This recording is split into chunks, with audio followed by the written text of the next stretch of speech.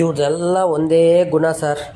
ಯಾರ್ಯಾರು ಅಮಾಯಕರು ಸಿಗ್ತಾರೆ, ಎಂತೆಂಥವ್ರು ಸಿಗ್ತಾರೆ, ಇವ್ರನ್ನೆಲ್ಲ ಹಾಳು ಮಾಡೋದು, ಬುಟ್ಟಿಗೆ ಹಾಕ್ಕೊಳ್ಳೋದು, ಅವ್ರ ಹತ್ರ ಏನೇನಿದೆಯೋ ಇದು ಮಾಡಿ ಅವನಮ್ಮನೇಕೆ ನಡಿ ಬೀದಿಗೆ ಕರ್ಕೊಂಬಂದು ಬಿಡೋದು. ಏನೋ ಇವ್ರ ಬದುಕೇ ಇಷ್ಟೊತ್ತು ಕಾಣುತ್ತೆ ಸರ್. ಇವರಂಥ ಥರ್ಡ್ ಕ್ಲಾಸ್ ಸೂಳೆ ಮುಂಡೆಯನ್ನೆಲ್ಲ ಜೀವಂತವಾಗಿ ಏನಕ್ಕೆ ಬಿಡಬೇಕು ಅಂತ ನಾನು ಏನೂ ಅರ್ಥ ಆಗ್ತಾ ಇಲ್ಲ. ಒಟ್ಟಿನಲ್ಲಿ ನಾನಂತೂ ಒಂದೇ ಒಂದು ಡಿಸಿಷನ್ ತೊಗೊಂಡಿದ್ದೀನಿ ಸರ್.